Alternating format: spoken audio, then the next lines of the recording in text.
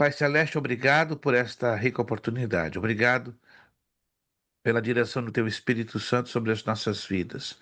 Obrigado pelos meus irmãos, pelas minhas irmãs. Obrigado pelo esforço que cada um dos alunos do curso médio tem colocado para estarem aqui, ainda que uma vez por semana, mas se esforçam muito. São lutas, são desafios, são dificuldades, são problemas, são coisas que às vezes vêm para atrapalhar e até mesmo tentar desanimar, mas muito obrigado que tu tens sustentado, dado a graça necessária para que os meus irmãos se mantenham ou se mantivessem firmes, fiéis a ti e a tua palavra. Abençoa esta classe, a última desta matéria de apologética, continua nos falando, nos ministrando, nos guiando, nos orientando pela tua sacrossanta palavra. Glorificamos o teu nome. Te agradecemos por tudo, pelas coisas boas, pelas coisas ruins, pelas dificuldades e pelos triunfos que em Cristo Jesus temos alcançado. A honra e a glória damos a Ti e somos gratos por tudo, em o nome de Jesus. Amém e amém. Boa noite a todos, a paz do Senhor, uma grande satisfação estar aqui de volta com vocês, irmão João Paulo, William de Souza, Kleber da Silva, William Carvalho, irmã Meire que apareceu, mas já vai voltar, irmão Robson, que por enquanto está ali correndo para lá, correndo para cá, está fazendo ali os ajustes, né? Quem sabe está ficando mais bonito que já é, né? Quem sabe está arrumando lá o cabelo, né? Ele gosta de arrumar o cabelo, irmão Robson, entendeu? E o irmão Orsino, que está aí, ainda que com ainda muitas dificuldades de vídeo, né? Irmão Chino batalha pesada, tá lá, lá. Sabia que o irmão Robson estava penteando o cabelo, né? Tava ficando mais bonito, né? Colocando uma camisa que só o sangue do cordeiro, fazendo dupla com o filho, né? Não, os dois hoje estão combinadinhos, né? Os dois de vermelho, sangue carmesim, né? Ou estão comemorando o Natal ou a Páscoa, né? Por quê? Porque estão de vermelho. Mas que bom rever todos vocês.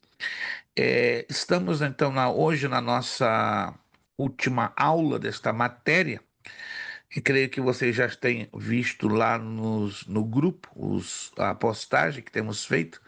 Faremos um recesso na próxima semana, não porque queiramos ou gostamos de fazer recessos, é que somos obrigados, por força de lei, parar a última semana do ano porque nós prestamos contas, inclusive nesses 2 dias, 29 e 30 e 31, acredite você ou não, estamos fazendo várias conferências online com a nossa contadora e o IRS, né, que é o Imposto de Renda dos Estados Unidos, para respondermos perguntas, né, normal. Eles fazem isso com várias empresas, dependendo do tipo da companhia, né, em se tratando de entidade educacional. O presidente Trump está apertando bastante. Então já nos avisaram há um mês atrás, né, que a última semana do ano, as nossas atividades deveriam ser detidas, né, para darmos o tempo e atenção necessárias ao governo nos seus inquirements, como eles fazem. Aí temos que fazer relatório, secretaria, tesouraria, etc. e tal. Então, na próxima semana, não teremos, então, as nossas aulas normais, nem na segunda e costumeiramente que temos no curso básico às terças. Aí voltaríamos na primeira semana do ano de 2026, aí com já o evangelista Kleber. E aí na próxima semana já estaremos anunciando a nova matéria. Nós estamos com algumas dificuldades de fechamento, ajustes e correções em algumas apostilas, por isso que de momento eu não quero anunciar a nova matéria, mas ela já está no jeito e na próxima semana, entre segunda e terça, vocês da próxima semana serão informados. Vamos então hoje dar o fechamento da matéria de apologética, né? Uma matéria muito rica, riquíssima. Procurei trabalhar com uma apostila bem objetiva e que, acima de tudo, nos ensinasse ou nos passasse a informação mais necessária e importante para o nosso uso. Se não me engano, estamos hoje na página 26. Confere, meus irmãos. Pluralização e globalização. Correto? Tá lá. O William mexeu a cabeça porque o William de Souza, né? Não o Carvalho, o de Souza. O Carvalho também, né? É que eu tenho que mencionar o sobrenome, senão dá um BO tremendo, né? O William de Souza mexeu a cabeça até dizer. É lá, o Kleber também esticou lá o dedão. Então nós estamos na página 26, globalização, pluralização e globalização. Vamos começar rapidinho fazendo uma análise bem interessante em cada parágrafo. A cada dia que se passa, cresce a urbanização do mundo e a disputa cada vez mais acirrada por o mesmo espaço entre pessoas com etnias, línguas, ideias, religiões e produtos a serem comercializados. Geraram uma ruptura dos próprios processos de pluralização. Os indivíduos estão tão confusos que agem não mais pela razão, mas pensando nos outros, na crítica moderna. Veem a si próprios através dos olhos alheios. A autoimagem projetada conta mais que a experiência e habilidades adquiridas. O homem atual não é mais julgado pelo seu caráter, mas por suas posses. Quanto mais ele tem, mais ele vale. E isto leva a uma autoafirmação. Ou seja, essa pluralização ou globalização está levando a algo que espiritualmente conhecemos como materialização. O mundo de hoje está mais voltado para o material, é um mundo mais materializável, um mundo que não está muito preocupado com o espiritual, com o moral, com valores morais, com valores espirituais, com conduta. O mundo de hoje, infelizmente, não está preocupado pelo que você é, pelo que nós somos. Está preocupado pelo que nós tenhamos, não é? É uma frase que eu aprendi nos anos 70, eu tinha lá os meus 11, 12 anos de idade.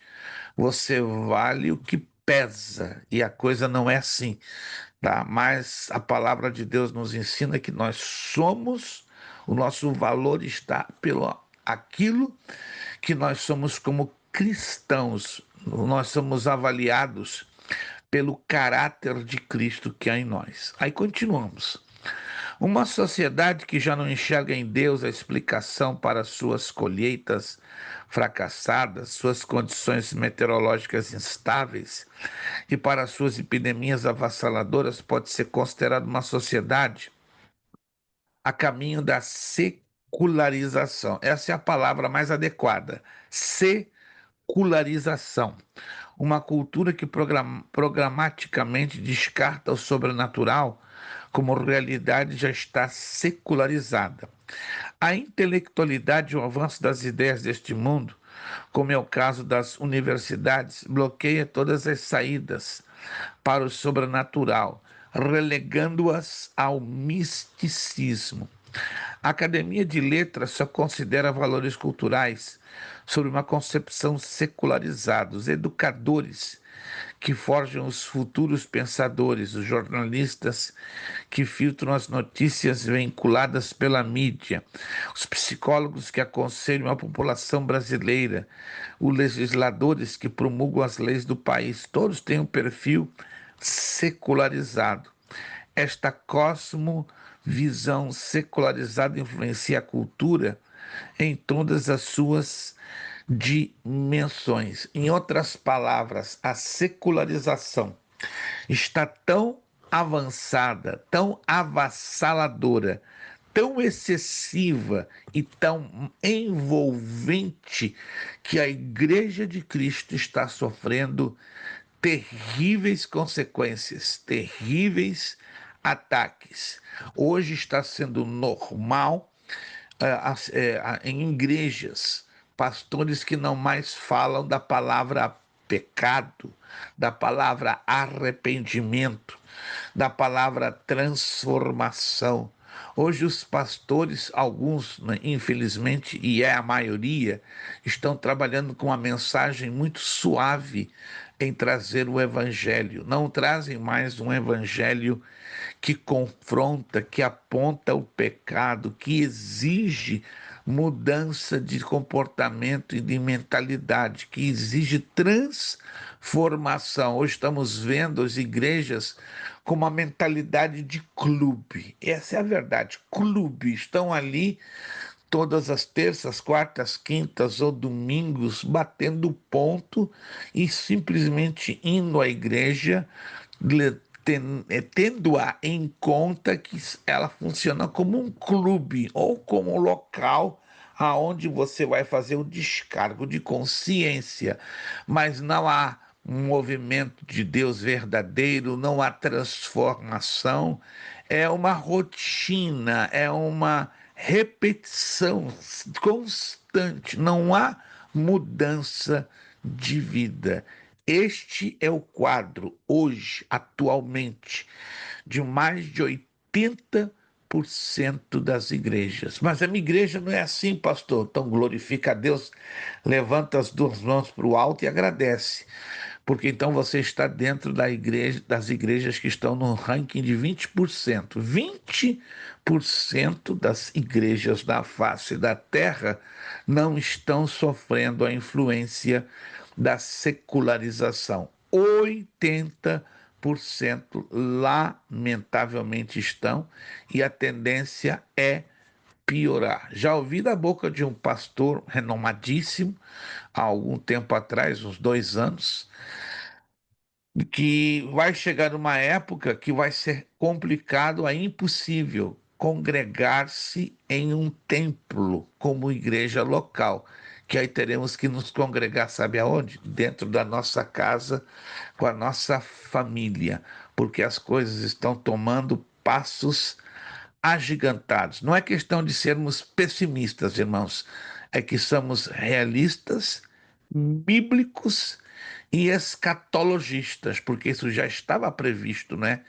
Que a iniquidade ia aumentar, aumentar, aumentar, a ponto do amor de quase todos se esfriar. Aí continuamos aqui, ó. Se na pré-modernidade a força agregativa da sociedade era a crença na divindade e na modernidade era a crença no potencial humano.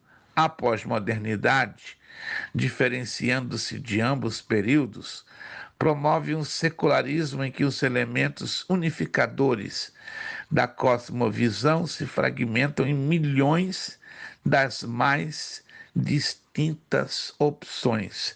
Ganha-se um nome muito estranho, né? Relativismo. O que é o relativismo? Não tem nada a ver. Não tem nada a ver. Isso é o relativismo. Ou seja, tudo está conectado com tudo e não tem nada a ver. Com a chegada do capitalismo, era necessário conduzir as pessoas à compulsão para comprarem a provisão de meios para concretizar seus desejos. Com o advento dos meios de comunicação de massa, o sistema tem um terminal dentro de nossas casas, quase fazendo transfusão intravenosa de cosmovisão contemporânea, ou seja, valores, ideias e costumes que nos são enfiados goela abaixo sem que esbocemos um gemido.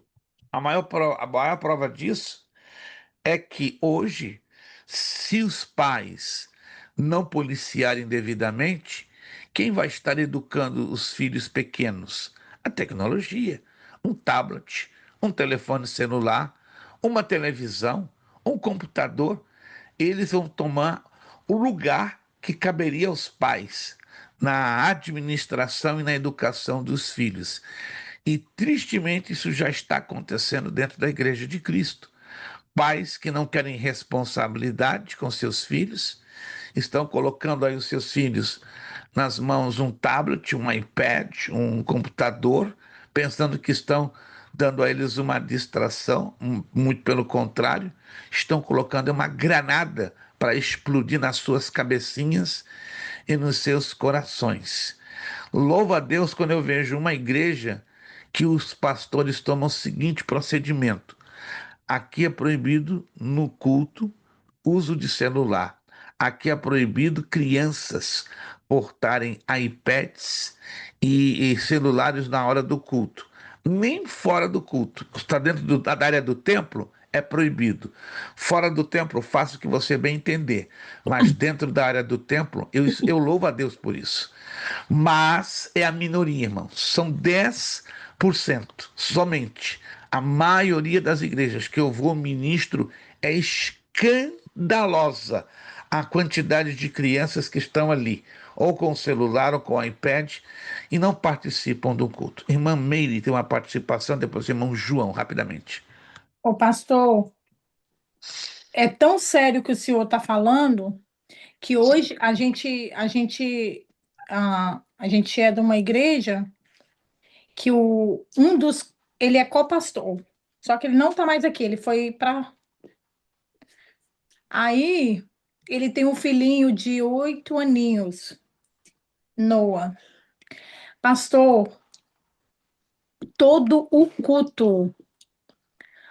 O menininho, pastor, ele já sentava na cadeira, ele esperava o pai entregar o celular, ele ficava do início que começava o culto até no final, com o Absurdo. celular e vendo todos os vídeos. Eu ficava, meu Deus, ou eu sou Isso, muito, ou eu sou muito. Eu ficava assim com meu marido, eu falei, amor, aonde a gente vai parar? Ai, Zico. isso E, é a, falta de reverência, primeiramente com as coisas de e Deus. Segundo, falta de responsabilidade diante de Deus. Os pais que agem desta forma, e falo sem medo de errar e sem medo que alguém se ofender, são irresponsáveis. Estão brincando com Deus, estão brincando com a santidade de Deus, estão brincando de igreja, estão brincando de ser crentes, entende? A casa de Deus é lugar para ter ordem, é lugar para ter decência. Tudo tem o seu tempo e no seu lugar certo. Os pais que procedem desta maneira não são exemplo para ninguém, não são exemplo nem para a sua própria casa, porque são péssimos sacerdotes, péssimos administradores, péssimos servas e servos de Deus, seja lá quem eles forem, até mesmo se forem, pior então se forem pastores, se forem filhos evangelistas, filhos de presbíteros e diáconos, pior ainda. Para mim, com todo respeito, não para mim, à luz da Bíblia, estes homens já estão desqualificados pelo próprio Deus. Tem o título, tem a aparência de homem, mulher de Deus, mas não tem a honra, o caráter. São pessoas que têm um gravíssimo problema de caráter, né? Hoje, o que mais temos nas nossas igrejas é cristão sem caráter cristão, né? Porque cristão que tem caráter sabe se posicionar na hora certa, no lugar certo e fazer a coisa certa.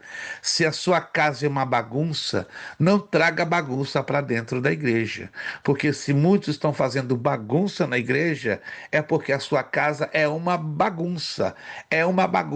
caos completo. Gente, não tem como enganar a ninguém.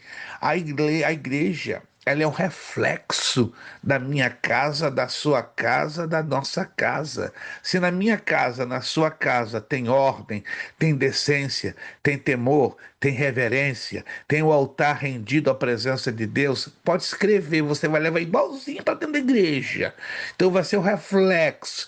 Agora, se você vê bagunça, todo esse tipo de comportamento desregrado da parte das crianças, é porque o problema não está nas crianças em si, o problema está nos pais, que são, infelizmente, irresponsáveis. Ultimamente eu tenho perdido muitas amizades, irmãos. Os irmãos, eu não tenho medo aqui, não estou aqui desabafando. Tenho me afastado de pastores que estão tendo esse tipo de procedimento. Podem eles não estarem nem agindo diretamente, mas estão sendo cúmplices. Mas diz a Bíblia, mesmo que eles não estejam agindo diretamente com esse tipo de comportamento, mas estão permitindo este comportamento correr solto na igreja, a Bíblia é clara, eles são cúmplices. E eu não estou ultimamente, irmãos, me perdoe a franqueza, não é o desabafo, não. Eu não estou me associando, eu não estou tendo comunhão com homens cúmplices, que têm cumplicidade com o erro. Erros humanos todos nós temos. Eu tenho, os irmãos têm, cada um nós temos. Agora, uma coisa é errar humanamente, e outra coisa é tomar uma posição de irreverente, negligente, irresponsável com as coisas de Deus. Isso é a prova que o secularismo está destruindo a igreja de Cristo. E vou repetir, e o pior de tudo, que o mau exemplo começa da onde? De cima, ou seja, dos obreiros, dos líderes. Irmão João Paulo tinha também uma abordagem a fazer. Faça. Não, não, pastor, pode continuar. É isso mesmo que eu queria fazer. A mesma coisa que ela tava falando aí. Não entenda isso como um desabafo, meus irmãos. Estamos falando dentro da matéria. É vergonhoso, irmãos. É vergonhoso. Esses dias, minha esposa, olha o teu número de amizades com pastores está desse tamaninho. Vai ficar menor ainda. E vai ficar menor ainda, porque o meu compromisso são com homens de Deus comprometidos legitimamente com a palavra. Se o pastor A, B e C não tem esse compromisso legítimo, respeito a ele, mas eu mantenho distância. Que isso, pastor? O senhor está querendo ser melhor do que ninguém? Não, eu não quero me contaminar. Eu não quero ser confundido. Olha lá, o pastor Prestes caminhando com aquele pastor fulano que age assim, assim, assim, deixa tudo correr solto. Gente, é muito fácil, irmãos, preste atenção. Eu e você sermos confundidos, não é verdade? Basta você estar caminhando com a pessoa errada, no lugar errado, no momento errado, até que você explique, né, que tomada, que focinho de porco não é tomada, vai ser complicado. Então, meu irmão, evite, fuja da aparência do mal. Eu tenho feito isso, eu tenho fugido o máximo possível. Me chamam de ermitão, isolado, está isolado demais. Não, não se trata de isolado, porque temos que fazer diferença. Ou não fazemos diferença, ou fazemos. Muitos não estão decidindo a não fazer mais diferença. É uma decisão, é uma escolha. Mas eu ainda, irmãos, da minha pobreza espiritual, na minha pequenice, na minha insignificância, luto ainda para fazer diferença. Tem alguém aqui que gostaria de continuar lutando para fazer diferença? Vamos lá. Amém. Opa, Sim, irmã Meire, por favor. ô pastor, as coisas andam tão. Eu vou falar para o senhor. Eu me assusto muito, porque a gente fala muito aqui dentro de casa sobre santidade, sobre caráter. Então, os nossos filhos, os nossos dois filhos aqui em casa, a gente não só fala, mas como a gente faz também. Então, a gente demonstra muito nas nossas atitudes. Então, hoje em dia, a gente planta no coração deles e lá fora eles tentam arrancar de todo jeito. Ou a igreja Uai, mamãe, mas o fulano faz, tá com o celular ligado, mas você não é fulano. Ah, mas o fulano estava fazendo assim lá. Então, assim, tá muito difícil. Eu tenho E muito medo. isso que a irmã Meire está falando é uma coisa que me choca. A igreja deveria estar lutando para construir valores. Mas hoje ela está trabalhando no sentido contrário. Não estou Uhum. dizendo todas, mas a maioria estão lutando para desconstruir valores. Isso é vergonhoso, irmãos. Isso é totalmente vergonhoso. Vamos continuar. E vocês vão entender como essa situação ela está grave e vai se agravar mais ainda. Com o individualismo, todo o problema está aí. As pessoas estão mais preocupadas em agradarem a si mesmas. Não estão preocupadas em agradarem mais a Deus e preocupadas em ver o seu próximo abençoado. Por causa do quê? Individualismo. Com o individualismo, as pessoas querem optar, escolher pela sua preferência religiosa, sem ser importunadas por opiniões contrárias. Assim, na nova postura sexual, política ou religiosa, cada um fica na sua. Assim, atualmente, as opções sexuais são mais, se constituem uma ética, mais de preferência. A pós-modernidade gerou pessoas solitárias, escravas de outros, pessoas que vestem diferentes máscaras, dependendo da esfera em que estiverem, vazias, perdidas, sem esperança nem motivação. Pessoas deprimidas à beira do suicídio por não conseguirem superar as expectativas que eram esperadas pelos outros. Olha só, expectativas que não eram esperadas por Deus, mas que eram esperadas pelos outros. Peraí, então nós estamos vivendo em função de terceiros ou estamos vivendo em função de agradar a Deus? Para pensar, isso aqui é grave. Tem gente que está na igreja mais preocupado com a opinião do outro do que com a opinião deste livro. Irmãos, com todo respeito, eu não estou nem aqui, eu não estou nem aí para o que o outro fulano Beltrano digam de mim. Gente, o que tem gente que fala mal de mim pelas minhas costas na frente é paz do Senhor, meu irmão. Eu não sou bobo, não sou neném, não sou criança. Ai, irmãozinho, que Jesus te dê arrependimento, te dê perdão, te dê conversão, porque eu sei que pelas costas tu me queima, né? As minhas orelhas queimam, minhas costas queimam, porque eu sei que tu está falando mal de mim. E por que falam mal de mim ou mal de você? É muito simples. É porque você fala disso aqui. No momento que você fala deste livro com seriedade, anote aí, no momento que você assume o compromisso com Deus de falar deste livro com seriedade, gente, aí você vai conhecer verdadeiramente quem são seus irmãos em Cristo, quem são seus amigos, quem são aqueles. Deus te abençoe, meu irmão, a ti também, entende? Mas não é para ficarmos tristes. No sentido humano, claro que entristece, né? Aquela pessoa com quem você pensava, meu irmãozão do fundo do coração. Não é assim. Infelizmente, nem todas as pessoas com quem hoje convivemos são os nossos irmãos de fato, são os nossos amigos de fato, são pessoas que nos amam, que nos querem. É porque hoje o individualismo está dominando muito pesado. As pessoas não estão nem aí para o bem-estar do outro e do outro. Como, por exemplo, nós vemos isso na época das festas natalinas. O individualismo, o egoísmo tão aprofundado. Hoje ninguém quer saber de se lembrar do outro. E aí, onde você vai passar o Natal? Sozinho, em família, com a sua igreja, entende? Eu estive esse fim de semana na Califórnia, ministrei numa igreja, tivemos a nossa aula do nosso núcleo e eu achei muito lindo, muito bonito da parte do pastor local. Olha, nós vamos ter o nosso jantar de Natal, não é? Às 10 horas da noite, na véspera para o dia de Natal.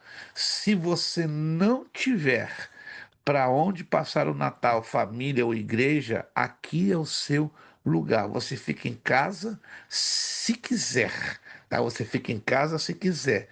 E se você tem problemas financeiros, nós vamos fazer uma cesta ou duas para te ajudar. Você vai passar o Natal um pouquinho forrado, não é? Pelo menos com alimentação, com a presença de Deus e com a companhia, porque a nossa preocupação é termos todos juntos no mesmo espírito de louvor e adoração àquele que a quem comemoramos este maravilhoso aniversário. Isto, irmãos, é Natal. Não é só troquinha de presentes, não é só minha, não. É ter sentimento de coinonia, comunhão, se preocupar com o bem-estar daqueles que estão, quem sabe, afastados, distanciados, desvalidos e cheios de problemas. Irmão João Paulo, por favor. Pastor, do mesmo jeito que tem aí o pastor aí, foi muito bom na palavra dele, né? Falou, se você não tiver um lugar para poder passar Natal, vem pra cá. Só que tem igreja hoje que eles mexem o martelo em você se você não passar o Natal na igreja. Eles É metem o outro martelo em assunto. você. É Ó, outro extremo, é outro é, extremo. Todos os extremos, irmãos, são perigosos. Vocês já sabem é. disso, né? Toda Tem que haver festa um que tem na igreja, equilíbrio. né?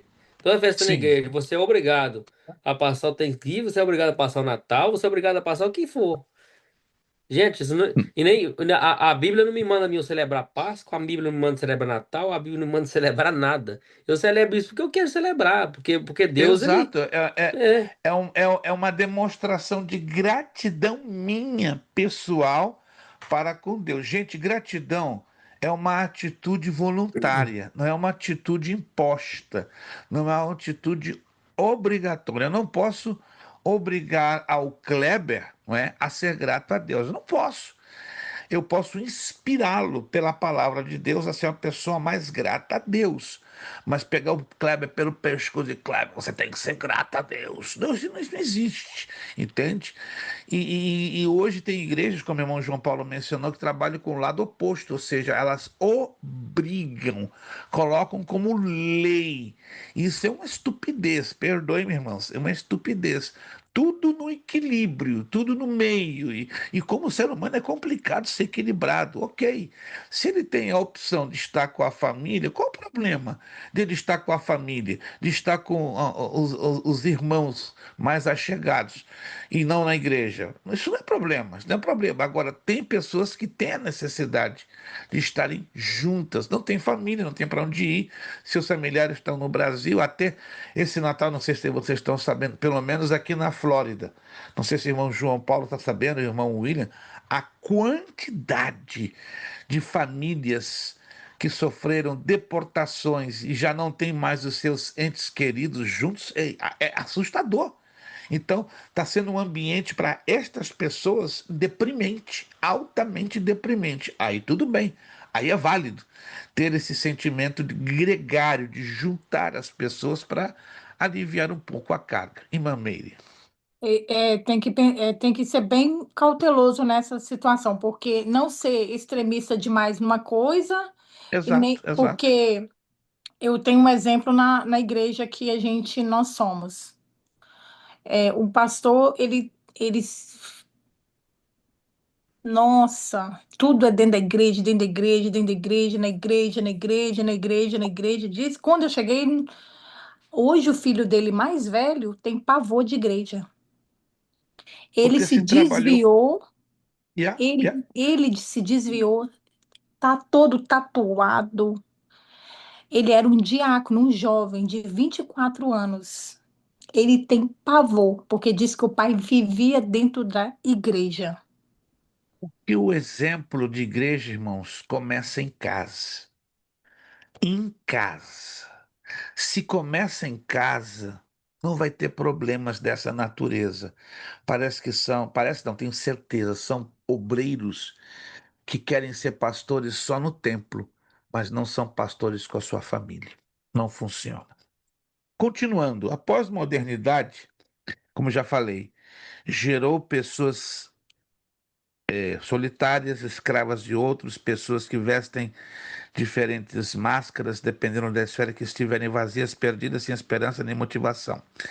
Pessoas deprimidas à beira do suicídio por não conseguirem superar as expectativas que eram esperadas pelos outros.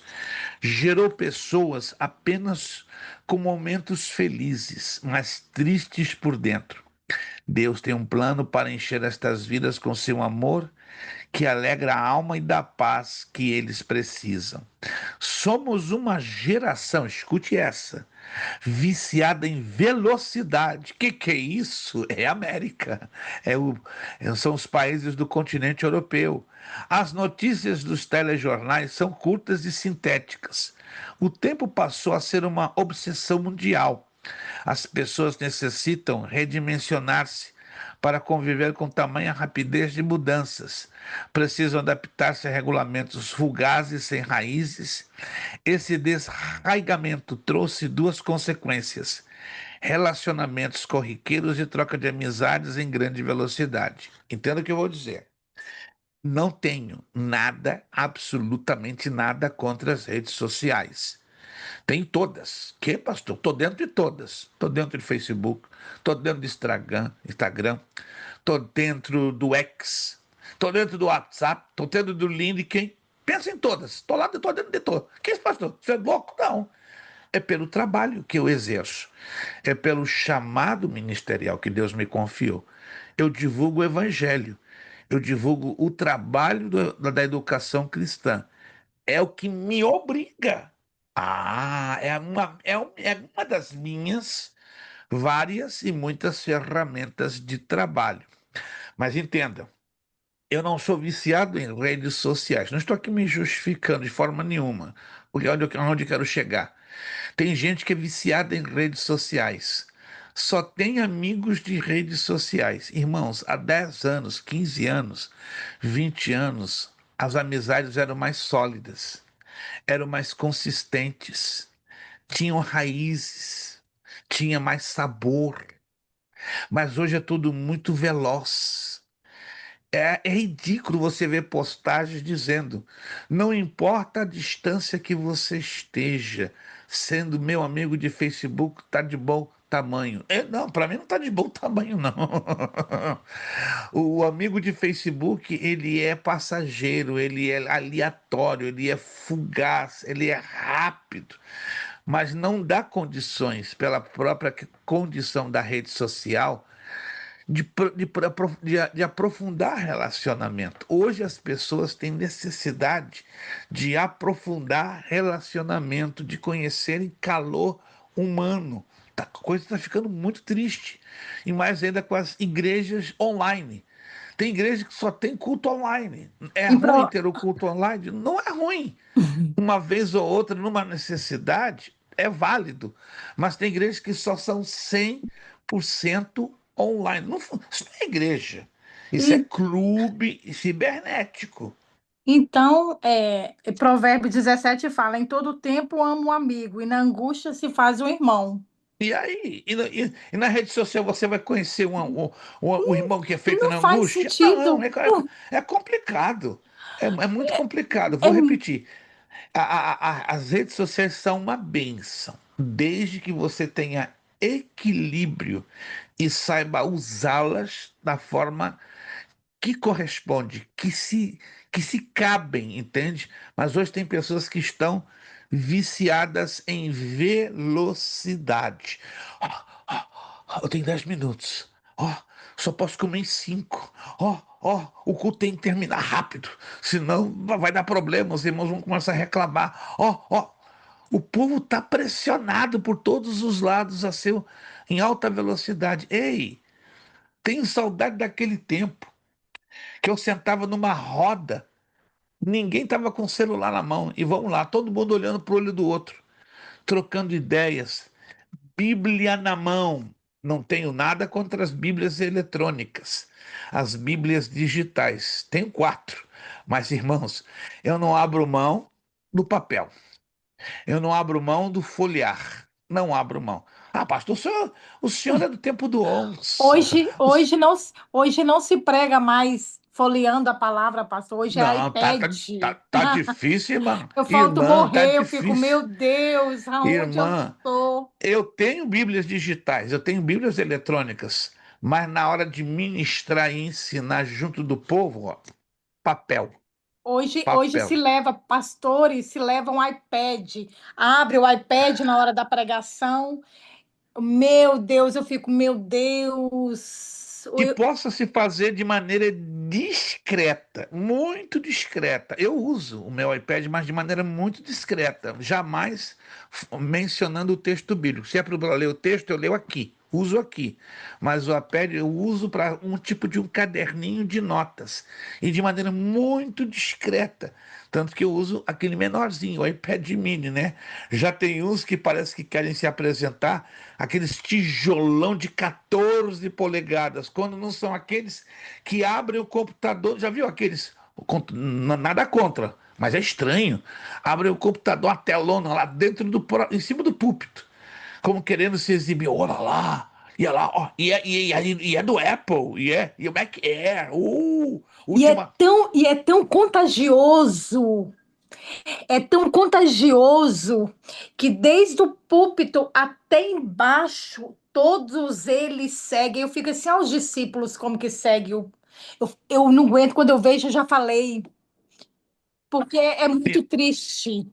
Irmã Bela, fica tranquila, vai piorar um pouquinho mais, fica tranquila. Jesus nos chamou para olhar para Ele.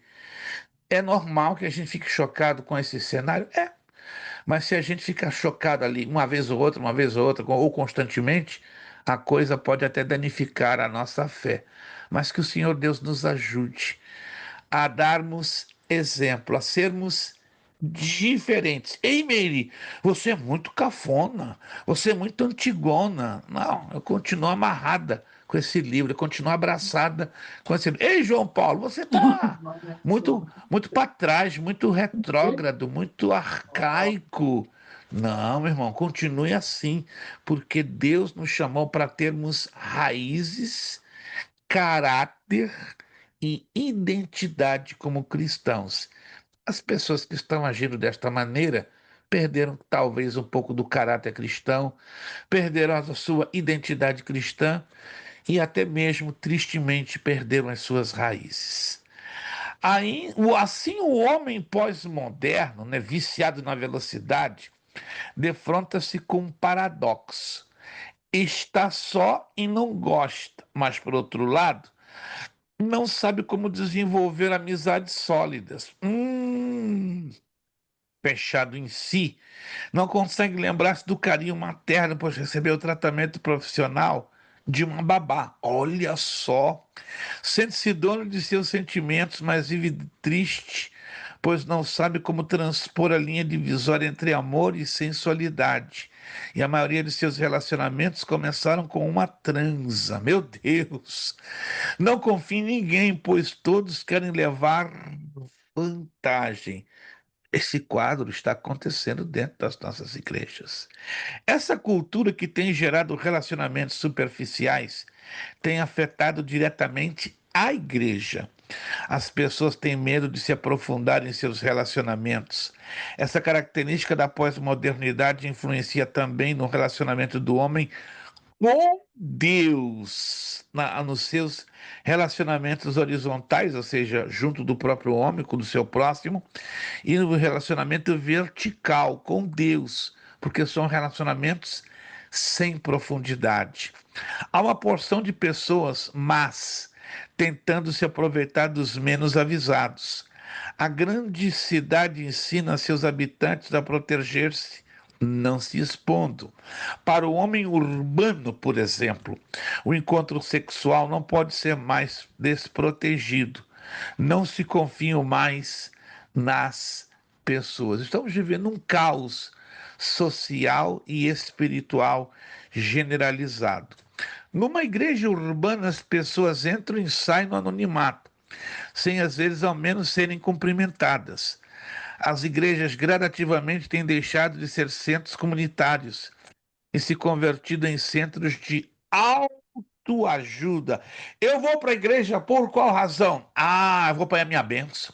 Eu vou para a igreja porque eu estou desempregado e lá eu vou conseguir trabalho. Eu vou para a igreja porque eu não recebo 5 semanas de salário e vou pegar uma cesta básica lá, quem sabe? Pegar uma ofertinha de US$ 800 para me tirar do aperto. Eu vou para a igreja porque eu estou enfermo, doente, fui desenganado, estou com câncer em estágio 5. Mas vão orar por mim, Jesus vai me curar. Gente, as pessoas estão procurando a igreja como um serviço social, não para terem relacionamento com Deus e com o seu próximo. A igreja está se tornando um objeto um produto de consumo. Sim, e tem igreja que tem cara de empresa ou de empresa. Empresa mais igreja, não é? Os pastores são seus donos e os membros os sócios. Irmãos, a coisa está ficando séria, perigosa. Continuando aqui, olha só, continuando aqui. Numa igreja urbana, as pessoas entram e saem, como já falei, no anonimato, sim, às vezes, sim, menos sem serem cumprimentados. As igrejas gradativamente têm deixado de ser centros comunitários e se convertido em centros de autoajuda. A palavra eclesia, está aqui na apostila, de origem grega, a princípio não carregava uma concepção religiosa, mas simplesmente comunitária. Com o passar do tempo, passou a representar instituição, prédio. Não é crítica que eu quero aqui fazer, preste atenção. São padrões de comportamento que eu via muito normal nos anos, final dos anos 60, 70, 80, 90, e eu não vejo esse comportamento mais ou menos desde 2005, 2007. Não vejo, sou sincero com os irmãos. Se vocês têm tido uma melhor experiência, amém. O que eu vou mencionar aqui, não estou generalizando e nem rotulando nenhuma igreja. Mas hoje é raro, é muito difícil, demais. Você ir numa igreja, você ali não é conhecido, e alguém notar a sua presença e lhe buscar para se cumprimentá-lo e saber quem é você. Se você é membro de uma igreja, eu fui membro de uma igreja no Brasil de mais de 3.000 pessoas. Estive nessa igreja há 9 anos. Vocês podem acreditar ou não. Vocês podem acreditar ou não. Não conheciam quem era minha esposa, porque as pessoas não se aproximavam dela para interagir com ela. Vivi também uma experiência parecida aqui. Estive numa igreja de 450 membros, na área de Massachusetts, e algumas pessoas, quem é a sua esposa, pastor? Minha esposa estava sempre lá do meu lado. Parece uma piada, né? Nunca se aproximaram dela para dizer: Ô, minha irmã, Pai do Senhor, prazer ter a senhora em nosso meio, a senhora é uma bênção ao lado do seu esposo. Tal. Irmãos, isso está comum. Estou trabalhando ultimamente muito com ministérios hispanos aqui na Flórida, na Carolina do Sul e em Utah. E eu estou aprendendo algo muito interessante com os hispanos. Eu não quero aqui dizer que a igreja hispana seja perfeita e muito menos a americana. Todas as culturas têm seus problemas, suas deficiências, suas falências, suas dificuldades. Todas, todas, todas as raças. Mas na minha experiência com algumas igrejas hispanas que eu estou tendo, eu estou muito impressionado. Por quê? Tem uma igreja em Charleston, Carolina do Sul. Ela é uma dentre várias. Não é que isso aconteça em todas, mas de 10 está acontecendo entre 4. De 10 igrejas hispanas que eu estou tendo contato, está acontecendo com 4.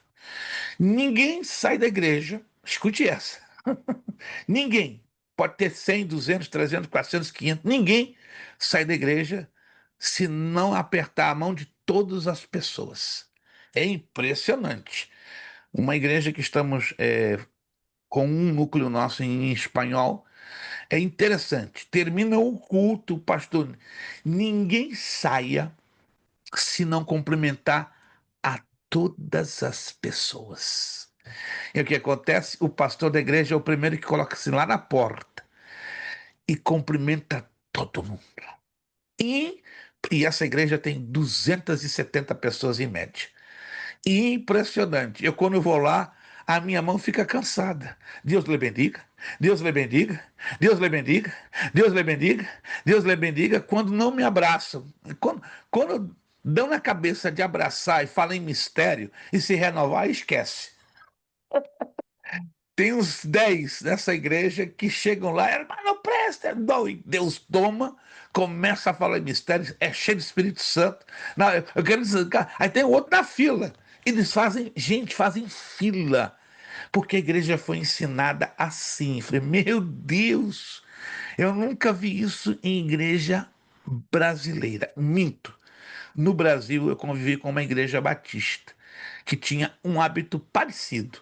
Mas a igreja, ela é o reflexo, não entenda isso como crítica, por favor. A igreja é reflexo dos seus pastores. E os pastores dessas igrejas hispanas ensinam exatamente a igreja ser assim. Começa em casa. Eu conheço os pastores e as famílias desses pastores. Interessante. Eu observo tudo. Rapaz, o que eles são em casa são igualzinho na igreja. Igualzinho. Educados, preocupados. Faltam pegar o prato. Uma certa feita eu cheguei uma vez, tinha acabado a comida e eu me atrasei, né, num certo evento. Gente, eu fiquei comovido. A filha do pastor que estava para começar a comer, quando percebeu que faltou o prato, calma, pastor, o senhor não vai ficar sem comer. Eu fico sem comer, mas o senhor tá aqui, tá limpinho. Não comecei, não toquei. É todo seu. Não faça isso, minha irmã. Não, foi um erro de cálculo. É seu. Então, é o sentido de preocupação, de impor. Você é importante ali. As pessoas hoje deveriam se sentir amadas, consideradas. Entende? Agora, o que eu acho bonito, pensa numa igreja de 200, 300 pessoas, você ser notado. Não é normal numa igreja de 200, 300 pessoas você ser notado. Se é uma igreja pequena, de 20, 30, 40, aí vão saber quem é você, vão se aproximar de você. Mas numa igreja de mais de 200, 300 pessoas, como eu tenho tido a experiência com os hispanos, gente, eu vou estar agora esse fim de semana na Carolina do Sul, lá é uma igreja de 270, 300 membros. Eu falo para minha esposa, né, preparar as minhas duas mãos, né, porque é um tal de Deus lhe bendiga, Deus lhe bendiga, Deus lhe bendiga, Deus lhe bendiga, quando não tomo o tempo do abraço. Não, tem uns 15 lá que abraça, sabe aquele abraço que a pessoa pega você assim, ó, e não solta? E você pede, Deus, Senhor, me libera, não, não tem jeito. E você fica contagiado, você fica contagiado. Aí você fala para alguém, como eu estou aqui falando para você, o pastor está doido, o pastor está delirando. Esse tipo de igreja não existe. Existe, irmãos, existe. São pouquíssimas. Por favor, não se sinta mal se sua igreja não tem esse costume. Ela não estou querendo dizer que ela está fora da palavra, mas olha, bendita a igreja que puder ter esse hábito, porque vai ganhar o coração de muita gente aos pés de Jesus Cristo. Irmã Meire. O pastor, o senhor falando sobre né, a recepção, de poder receber, saber quem são os irmãos. Eu acho às vezes tão estranho uma igreja, porque nós somos de uma igreja, não são muito membros. E eu fico assim, as pessoas entram e saem, eu assim, eu vou até eles, eu cumprimento.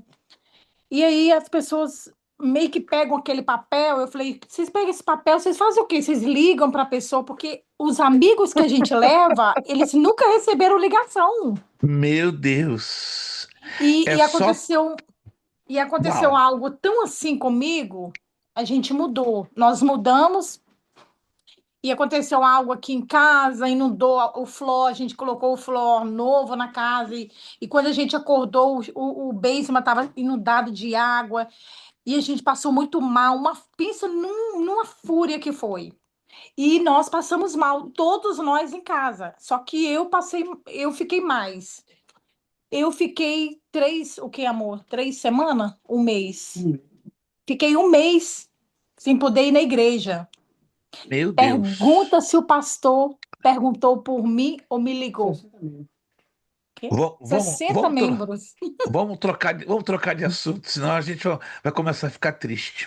Eu Eu já não estou ficando sou, triste. eu não sou pessoas que pula de igreja.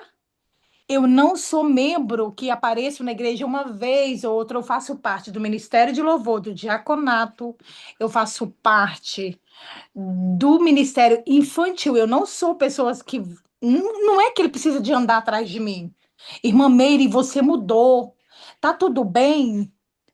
O que está acontecendo? Já tem um mês que você não. Pastor, eu morri do coração quando ele fez isso. Tem E- comentários, minha irmã. Tem Uhum. comentários. É uma coisa que é complicado. Que Deus tenha misericórdia. E muita gente, não é o seu caso, que a senhora é madura, a senhora é firme, está olhando para Cristo com a sua família. Mas se é um cristão de fé fraca, sai rapidinho, vai para o mundo. Escandalizado.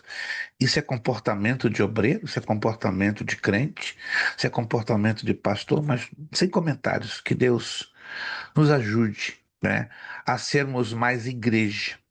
a sermos mais igreja. Amém, irmãos? Que Deus me ajude, a mim e a você, a sermos mais igreja. Ser igreja não é estar dentro do prédio de segunda a domingo, é mostrarmos que somos diferentes em Cristo Jesus. E essa diferença começa em valorizar o outro não pelo que ele tenha, mas pelo que ele é. Pelo que ele é. Continuando, as palavras de Jesus iam ao encontro das necessidades mais profundas da alma de cada um. A igreja precisa encarnar Cristo, de outra forma, ser apenas uma instituição burocrática sem valor algum na terra, mas continua sendo um clube. Como Cristo transmitiu Deus, hoje compete à igreja transmitir Cristo ao mundo. Enquanto as comunidades estiverem centradas nas institucionalizações dos programas, em ativismo, a igreja permanecerá atraindo as pessoas, mas falhará por não conseguir prover um ambiente de relacionamentos profundos. Os relacionamentos que vemos hoje fracionados e sem compromisso, resultado do homem pós-moderno, conclamam a igreja a rever seus princípios sobre discipulado. Oh, aí está o detalhe. Uma igreja desta frieza, desta inconsistência, dessa indiferença, ela nunca foi formada em cima de um discipulado, porque se fosse, a reação e o comportamento seriam outros. Precisamos tomar o exemplo de Jesus, que muito valorizava o estar junto. A pós-modernidade é marcada pela pluralidade de visões, estilos de vida, valores e credos. Escute essa. Atualmente, os cristãos vêm se adaptando para sobreviverem num mundo de ambiente plural. As igrejas, por exemplo, não é mais tolerada a exercer sua função como antes. Sob pressão da pós-modernidade, vem sofrendo a perda do monopólio da cosmovisão. Como o homem atual busca qualquer alternativa para a solução de seus problemas, ele muitas vezes busca no misticismo a instituição em qualquer outra coisa que, pelo menos por um momento, possa lhe produzir resposta. Todas as respostas passam a ser válidas para ele, horizontalizadas pela relativização de que tudo é verdadeiro. Por não haver um relacionamento, primeiro, profundo com Deus, um relacionamento profundo com a palavra, os obreiros, os líderes, os pastores, para manterem os seus membros, criam um leque de inovações. Não é? Campanhas infinitas que nunca se acabam. Vamos fazer a semana disso, a semana daquilo, mas sem uma consistência bíblica profunda que vá gerar relacionamentos delas para com Deus e delas para com seu próprio próximo. Por isso estão criando aditivos a ponto de serem entretenimento dentro da igreja. Vamos fazer um evento. Tem igreja que não pode passar um fim de semana sem ter um evento. É errado ter eventos na igreja? Não. Uma vez por mês, sim. Mas tem igreja que só vive de evento. É a primeira semana, é a segunda semana, é a terceira semana, é a quarta semana, é pregador de... Gente, uma coisa assustadora. Isso quer dizer, é um sintoma? É um sintoma de um grave problema. É uma igreja que ainda não ganhou identidade. Toda igreja que não tem identidade, escute, não se ofenda, isso é um fato bíblico. Ela vai buscar identidade em eventos. Evento não gera identidade. O que gera identidade é firmeza. Aqui, ó, firmeza.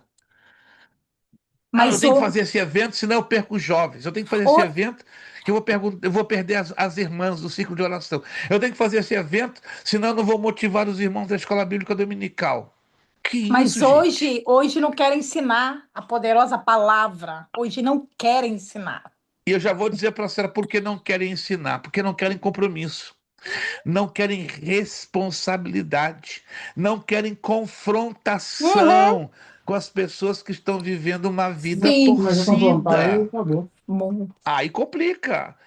Aí, o problema vem lá de trás, irmãos. Está lá no altar. O problema está lá no púlpito. O problema está na liderança. Então a igreja vai ser alvo, né?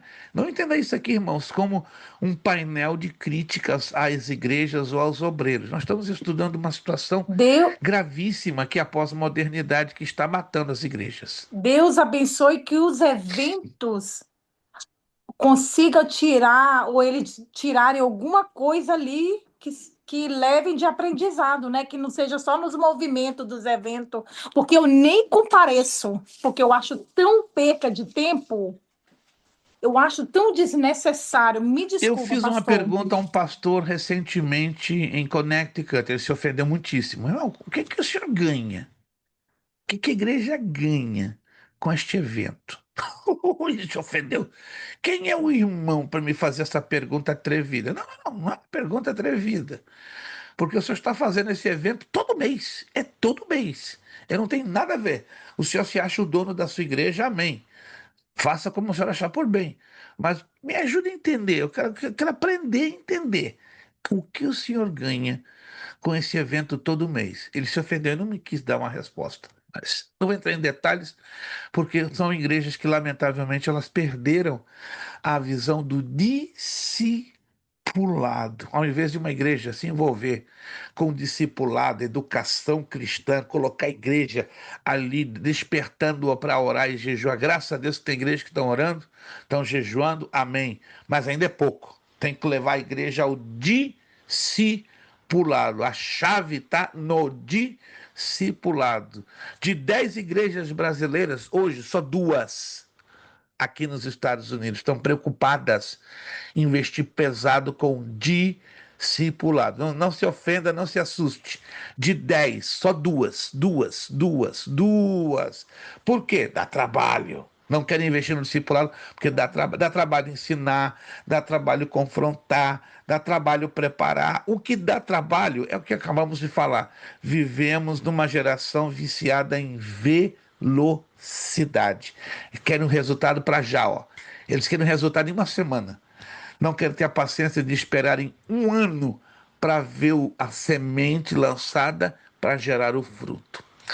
Estamos terminando. Vamos lá. Estamos terminando. Por causa da pressão pós-modernista, as igrejas têm tido uma mentalidade de mercado. Aqui na Flórida não tem muita opção de mercado. Não sei, o irmão William Carvalho ou o irmão João Paulo aí na sua região, que eles são também da Flórida, mas aqui eu tenho o Walmart, o Publix, que é caro para doer, temos o Aldis. Estou fazendo algumas comparações interessantes, né? Nós temos o Sam's Club, o Costco, BJ's, aí são os atacadistas. Na área de Massachusetts, Connecticut, é Market Basket, Stop Shop, ShopRite. As igrejas hoje estão iguaizinhas à opção de mercado. A maioria, 80%, parece um circuito, né? Uma rede de mercados. Você vai no mercado que atenda melhor, né? As suas necessidades de preço e de produto, não é verdade? Mas hoje algumas igrejas estão entrando nesse circuito de mentalidade de mercado.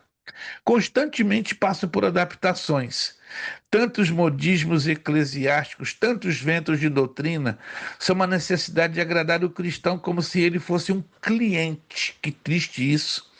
O crente em um mundo plural fica condenado ao relativismo, pois sua cosmovisão religiosa torna-se mais uma opção entre as demais. Por isso, ela não pode ser imposta. Hoje se impera a decisão e a dúvida. Como ninguém tem certeza do que crê, não há interesse de provar a ninguém.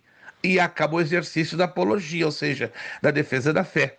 Esvaziam-se os credos doutrinários, a consulta e o estudo da Bíblia diminuem. Dá-se ênfase no que sinto e não mais no que está escrito. Eu estou sentindo Deus aqui. Para de falar bobagem, eu estou sentindo Deus aqui. Deus está em todo momento, perto de nós, juntinho de nós. Eu estou sentindo aqui o arrepio. Jesus está aqui, está caminhando entre a gente, né? Ele está na casa. O que é isso? Ele está na casa dele. Agora, gente, isso me dá uma irritação. Olha, o Nazareno está na casa, mas é a casa dele, meu Deus. O que é isso? Se ele não estiver na casa dele, que casa que ele vai estar? São frases de efeito para manipular a emoção e não trabalhar na nossa razão e na nossa fé. Isso é terrível, irmãos, é terrível, entende? Pastor, Sim. sabe o que acontece aí? É porque as pessoas, a maioria dos líderes, né, não tem mais visão de servo, tem visão de patrão, por exemplo, né? Uh, Por que que João Batista ele falou da jeito assim, é que ele cresça que eu diminua, né? Fazer Cristo crescer na vida das pessoas. O que que ia fazer Cristo crescer na vida das pessoas? Quando eles chegaram para João Batista e falaram assim, aquele homem, que tá lá em João 3, João 4, não sei, João 3, aquele homem que o senhor batizou ontem, hoje está batizando mais pessoas. Aí ele falou assim, ó, aquele que tá com a esposa, com a noiva é o noivo. yeah, Aquele que tá com a noiva é o noivo. Ele fala as coisas que vêm de cima. Eu tô falando as coisas que vêm de baixo. yeah. Entendeu? E que ele cresça, que eu diminua. O negócio é que a maioria dos líderes hoje tá querendo crescer, tá querendo nome, não tô querendo fazer nome para Cristo. Entendeu? Por isso que Eu vou por isso que Jesus está tirando muita pessoa das igrejas. Tá tirando, Deus está tirando pessoas das igrejas. eu vou resumir a sua frase, irmão João Paulo. Hoje tem uma febre de ser cacique e não ser índio. Tem muito cacique nas nossas igrejas e pouco índio. Ninguém quer ser servo, quer ser chefe, nem líder. Hoje eu não consigo ver líderes nas igrejas, eu vejo chefes, vejo caciques que estão querendo ser servidos, impõem ordens, impõem uma autoridade que não lhes cabe, que não lhes corresponde, pensam que ser pastores é serem dominadores. Não, não, não, não, não, não, tá tudo errado, irmãos. Tá tudo errado. Isso é influência da sociedade pós-modernista, do fenômeno do relativismo que está contaminando e tirando a característica da igreja. Dá-se ênfase, não é? No que sinto, como já acabei de falar, e não mais no que está escrito. Indivíduos buscam o que faz bem para eles, não é?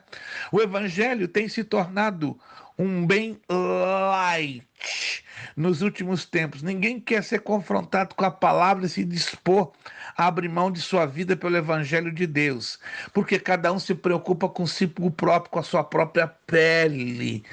A falta de firmeza doutrinária faz com que o crente pós-moderno facilmente sincretize e mistifique. Ele se torna um místico da fé. Por estas razões têm surgido três coisas. Preste atenção, já estamos terminando. Um ecletismo na religião. O que é um ecletismo? Uma marca própria, diferente a do evangelho. O evangelho ensina, como já o irmão João Paulo mencionou, é necessário que ele cresça e que eu diminua. Mas um ecletismo hoje nas igrejas que ensina o seguinte: você tem que estar por cima, você tem que ser vitorioso, você tem que ser conquistador, você tem que triunfar. Ei, Deus quer isso para mim, para você? Quer. Mas não é o foco do evangelho. O foco do evangelho não é triunfo, não é vitória. Isso não é o foco. Isso é o resultado. O foco é relacionamento com Deus, reduzir a nossa capacidade humana e aprendermos a depender mais dele. Este é o foco. Ganhar almas para Cristo. Agora, o resultado são as bênçãos, mas hoje se inverte a ordem. Hoje as igrejas são ensinadas a buscar resultados e não a causa, que é o relacionamento com Ele e com o seu próximo, chama-se ecletismo. Segunda coisa, cristãos raquíticos, que por sua vez assimilam os valores das outras realidades e cosmovisões. Tipo crente Raimundo, um pé no mundo e um pé na igreja. Crente sem identidade. Você olha, esse camarada tem cara de convertido, tem pastor que você olha, e sinceramente, não é julgar, irmãos, não tem aparência de convertido, tem aparência de desviado, de profano, de mundano, tanto pela forma de vestir, a forma de se comportar, a forma de falar e a forma de agir. Que é isso, irmãos? Fomos chamados para ser sal da terra e luz do mundo. Cristãos supersticiosos. Tem cristão supersticioso? Claro, valorizando objetos, óleo ungido, rosas sagradas, água do Jordão. Gente, papai do céu! Vocês acreditam? Vocês podem não acreditar, é um direito que cabe a vocês. O pastor aqui em Orlando, não vou dizer quem. Irmão João Paulo conhece, eu não vou dizer quem. Irmão João Paulo, me perdoe, não vou dizer quem é. Semana retrasada, passou aqui na minha porta. Pastor, cheguei de Israel, oh, que benção! Como é que foi lá? É a quinta vez que eu fui. Voltei renovado, transformado. Mas eu trouxe para o senhor, tá aqui, ó, uma botija de meio litro, óleo do Jordão. Como é que é? Tá pingando lá uma fonte de azeite, lá do ladinho do Jordão de Jesus foi batizado. Eu vendo para o senhor por US$ 120. Baratinho, eu comprei por 200. Mas eu comprei 3 recipientes e eu falei, não, ao invés de eu dar um presente, eu vou levar o pastor a valorizar. Tá aqui, 120. O senhor leva? Eu comecei a rir. Eu fiquei tão nervoso que eu comecei a rir. Você tá brincando comigo? Você acha que eu vou pagar US$ 120 por esse frasquinho? Pastor, é batata. Já ungi uns 4 e Jesus já fez a obra. Irmão, desculpe, eu estou ocupado. Eu fui educado com ele. Deu vontade de escrachá-lo. Deu vontade para ele plantar batatinha no mato. Mas o Espírito Santo faz com educação, manda ele embora educadamente. Falei, meu irmão, desculpa, eu estou muito ocupado. Pastor, só 120. Eu abaixo para 100. Não, meu irmão, vende para outro. O senhor não crê nisso? Não, eu fui direto, eu não creio nisso, irmãos. Isso é superstição. O senhor está me chamando que eu sou supersticioso? Sim, senhor. O senhor é tremendamente supersticioso. E que Deus tenha misericórdia da sua vida. Não, então quer dizer que toda a igreja que eu estou dirigindo é supersticiosa. Deus te abençoe, tenha um ótimo dia. Irmãos, a igreja hoje está assim, a maioria. Graças a Deus, se a sua igreja não é assim, ó, mão para o alto e agradece. Agradece, agradece, agradece. Mas tudo isso, infelizmente, é resultado de um relativismo e de um pós-modernismo que está destruindo grande parte das nossas igrejas. E eu concluo. Jesus nunca forçou seus discípulos à massificação e à homogeneidade, ou seja, serem iguaizinhos. Ele os aceitou individualmente a cada um, com as suas diferenças individuais. Mas Jesus ensinou a eles entenderem que para servi-lo era necessário o quê? Renúncia, sacrifício. Quantos hoje estamos querendo servir a Deus com renúncia e sacrifício? É uma pergunta cuja resposta só você tem. Eu estou servindo a Deus com renúncia? Estou servindo a Deus com sacrifício? Que Deus nos ajude, irmãos, a pararmos e olharmos para a nossa vida e sempre diariamente fazermos a nós mesmos essa pergunta. O restante da apostila, lá na página 29, leia, para pensar. Isso aqui é uma reflexão muito interessante. A dificuldade da igreja com relação à apologia, à defesa da fé. Tome um tempinho para ler isso aqui. Depois, na página 31, a teologia contemporânea igual à teologia da felicidade. Hoje tudo na igreja é para trazer felicidade e não para trazer transformação. Na página 32, e agora o que fazer? Como entender os descrentes? Leia isso aqui com atenção, porque algumas pessoas têm dificuldade em levar descrentes para a igreja. Seria interessante você ler isso aqui com bastante atenção. Na página 34, as pressões da pós-modernidade na igreja, o pluralismo e a igreja a se adaptar. Na página 35, quais os desafios da igreja diante destas questões? E a 36 fecha com uma pergunta pesada. Você pode explicar a sua fé? É difícil essa pergunta, cuja resposta só você que estará dando. E não se esqueçam, irmãos, do trabalhinho, né, que já temos data marcada. E aí temos a avaliação do módulo de apologética, que são 5 perguntinhas, que consistirá no trabalho desta matéria. Desta forma, concluímos a nossa matéria de apologética cristã. Semana que vem, nosso recesso. Entre segunda e terça da próxima semana, eu já estarei anunciando aqui no grupo, né, a próxima matéria, que estará na responsabilidade do irmão evangelista Kleber Tomás Vieira. Deus falou conosco, nos ministrou alguma coisa através desta matéria de apologética? Se ele falou, graças a Deus, glórias a Jesus. Ele sempre fala, irmãos. O problema está em nós, né? Em saber como transmitir uma matéria como foi essa de grandíssima responsabilidade.